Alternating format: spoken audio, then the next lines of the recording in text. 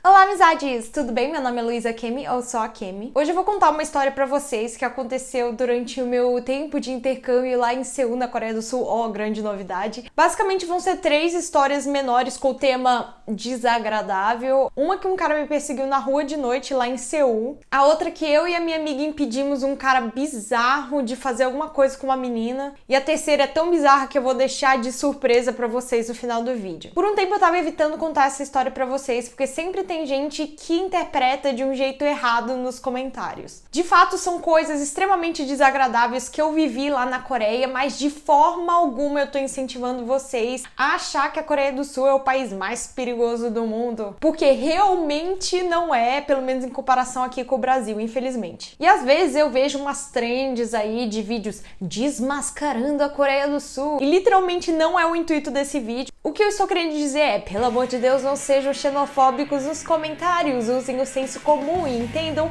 que são as minhas experiências pessoais e poderia ter acontecido em qualquer lugar, porque ser uma mulher que viaja sozinha é um pouco complicado nesse mundo em que vivemos. Bom, pra quem não sabe, eu acho que todo mundo sabe, eu morei por um ano lá em Seul, na Coreia do Sul. Eu fiz um intercâmbio através da minha universidade. Eu falo tanto isso que eu já tô me sentindo aquele TikTok da menina falando: ai, é porque quando eu morei em Dublin, é porque quando eu morei em Seul. No começo eu andava lá nas ruas de Seul com o mesmo cuidado que eu ando aqui no Brasil. Eu sei que eu moro em Brasília, é uma cidade mais segura, mas de qualquer forma eu sinto que nós brasileiros já nascemos pra ver se vai ser assaltado, ou tipo, não andar sozinha de noite na rua se você é uma bela dama. No primeiro mês de intercâmbio eu ainda tinha esse instinto de ter medo das coisas, e cada vez que parava uma moto na rua e eu tava andando sozinha, o meu CU trancava, entendeu? Não passava nem Wi-Fi. Era basicamente assim comigo e com os meus amigos latinos. Com o passar do tempo, eu fui relaxando, porque eu reparei que é realmente um lugar bem seguro mesmo, um tipo de segurança que eu não senti em nenhum outro lugar que eu já viajei,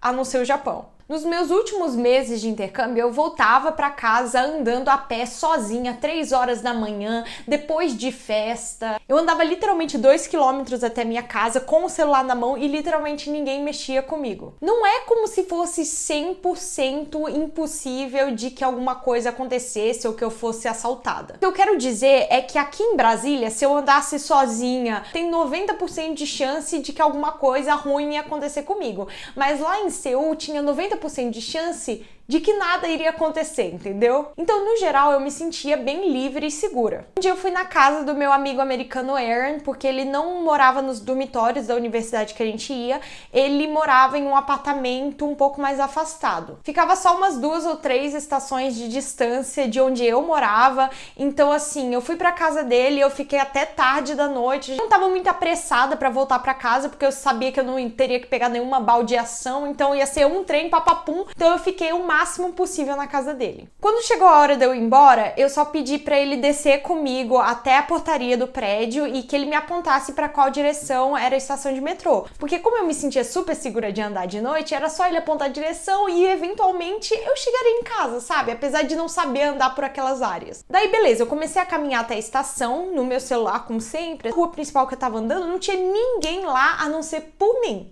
Daí, depois de alguns poucos minutos caminhando, eu comecei a sentir a presença de uma outra pessoa atrás de mim. Sabe quando você simplesmente sabe? Sexto sentido das pessoas que gostam de ficar socialmente longe de outras pessoas. Então eu dei minha olhadinha bem discreta pra saber, né? E tinha um homem atrás de mim caminhando, um homem coreano. Eu achei 100% normal, tipo, pessoas caminham na rua. Pra ser sincera, se fosse qualquer outro lugar no mundo, eu acho que eu me sentiria exatamente que nem aquela enquete meme. Você está sozinha na rua, quem você preferiria ver atrás de você? O próprio Satanás ou um homem? Aí tá, beleza, virei uma rua, ele virou uma rua, eu andava mais rápido, ele andava mais rápido. Aí eu comecei a ficar, né, desconfortável. Quando eu cheguei na escada rolante do elevador, eu não quis ficar parada, esperar descer sozinho, então eu fui andando bem rápido, descendo as escadas. E ele desceu super rápido também, então nesse momento eu pensei, ou ele está indo muito apressado porque ele literalmente mora exatamente no mesmo lugar que eu e também tá correndo pra casa, ou ele está me perseguindo. Só que assim, eu tinha que descobrir, porque eu já estava ficando ficando com um pouco de medo.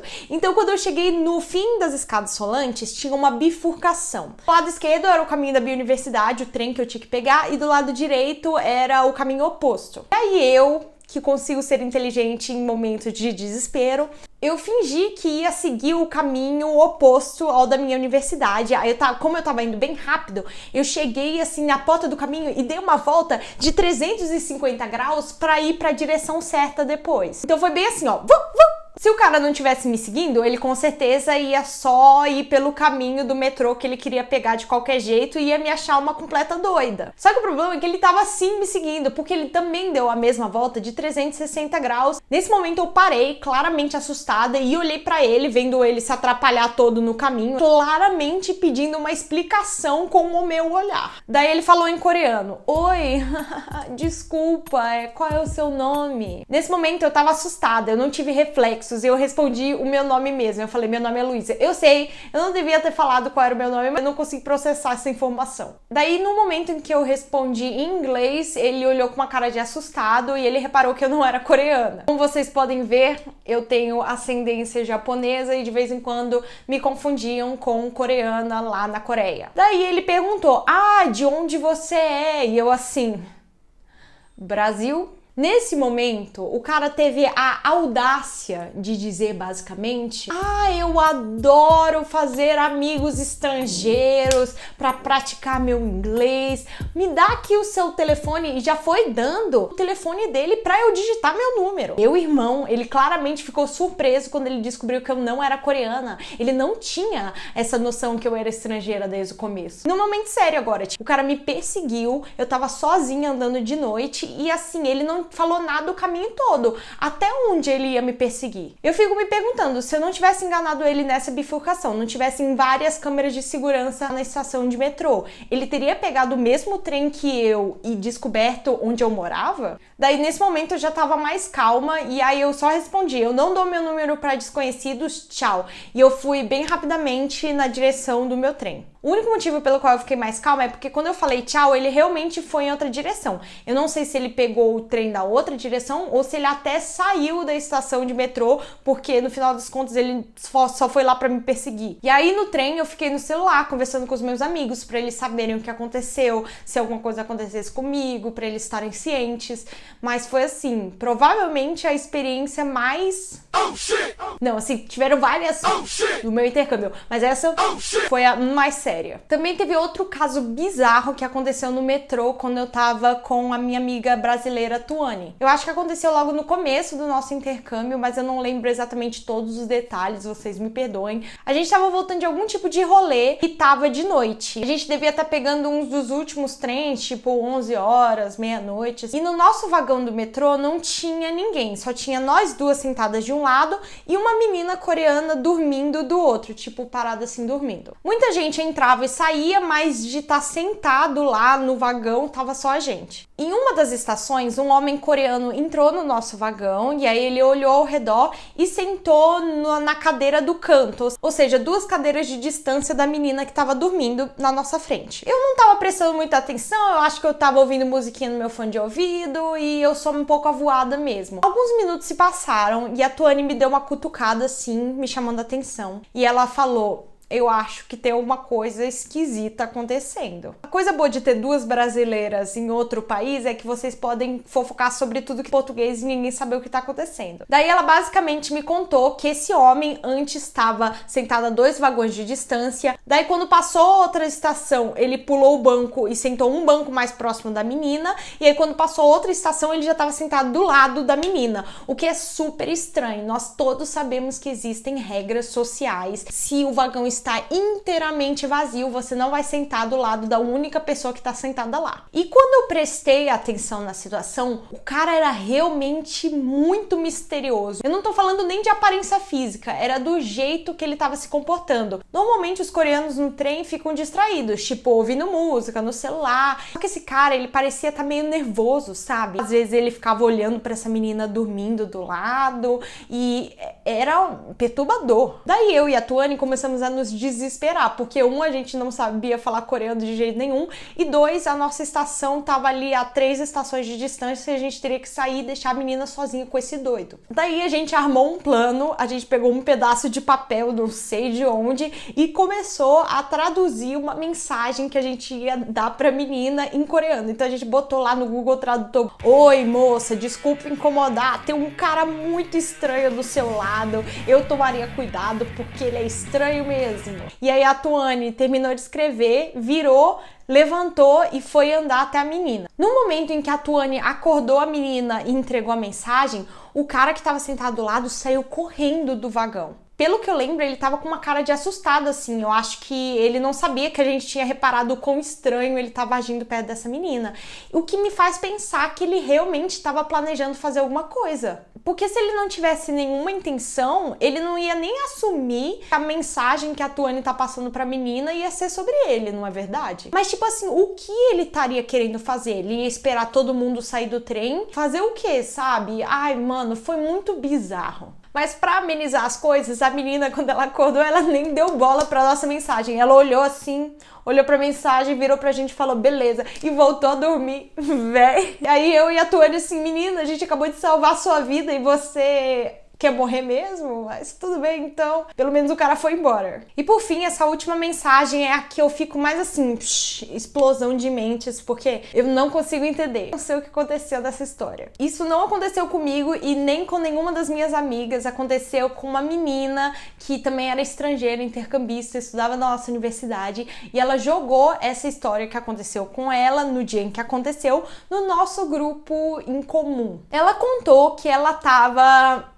adivinha, no metrô. Aparentemente todas as histórias bizarras da Coreia acontecem no metrô. A minha teoria é porque todas as pessoas que moram em Seul passam metade da vida delas só pegando metrô e indo pros lugares, porque demora muito tempo. E tipo assim, eu não lembro exatamente dos detalhes, mas eu sei que ela tava esperando o metrô que tava lotado. Ela tava esperando na fila, aí no momento que o trem chegou e as portas se abriram, ela se preparou pra entrar, quando um cara, de repente, pegou o celular dela, arrancou o celular dela da mão e empurrou ela pra dentro do trem. Aí nesse momento, na cabeça dessa menina, ela falou, fui assaltada, né? Obviamente, pegaram meu celular, é isso. Vou parar na próxima estação e fazer um boletim de ocorrência. Mas, gente, é muito pior. Vocês não vão nem acreditar o que aconteceu. Aparentemente, esse cara pegou o celular dessa menina. E eu acho que ela já tava digitando, tipo, mandando mensagem para outras pessoas no celular. Ele rapidamente pegou e digitou uma coisa no celular dela. Ele meteu lá, sei lá, o braço na porta para impedir que a porta do metrô fechasse. Ele tascou o celular dessa menina para dentro. Ficou parado na porta assim, se achando o gostosão. Ela pegou o celular, olhou para a tela do celular, e lá estava o número do indivíduo. Vamos recapitular essa história. Ele pegou o celular dela, escreveu o próprio número, tascou pra dentro do metrô, acreditou que ela se apaixonaria loucamente por ele, apesar dele ter roubado o celular dela e empurrado, e eles viveriam felizes para sempre, teriam uma família linda. Uau, que dorama! Infelizmente tem uns doramas que são assim mesmo, né? Uns caras babaca que, pelo amor de Deus. Tem vezes que a gente fala, nossa, os caras de dorama não existem. Pelo sentido ruim, talvez eles existam, porque esse cara existe. Mas não sei, eu tenho muitos questionamentos se é isso que se passou na cabeça dele. Eu sei que a menina também ficou completamente embasbacada e mandou mensagem pra gente no grupo. E o resumo desse vídeo inteiro de hoje é graças a Korean Jesus que nada aconteceu nessas histórias, mas sendo mulheres que viajam sozinhas, não importa pra qual país você vai, é sempre bom tomar cuidado. Quando eu morei na Coreia e quando eu viajei pro Japão, eu me senti segura de um jeito que eu nunca me senti na vida, mas não quer dizer que não aconteçam coisas assim. Continuaria andando sozinha de noite na rua às 3 da manhã? Provavelmente, mas aí eu também estaria com, sei lá, um spray de pimenta, um estilete. Se bem que se eu revidasse, talvez eu fosse presa, né? Inclusive, assistam meu vídeo, coisas que você não sabia que eram ilegais na Coreia do Sul. Uma delas é autodefesa. Obrigada por assistirem esse story time comigo hoje. Eu adoro compartilhar a minha vida pessoal com vocês. Inclusive, me sigam no Instagram para verem coisas bem mais pessoais da minha vida. E a gente se vê na próxima semana. Heart!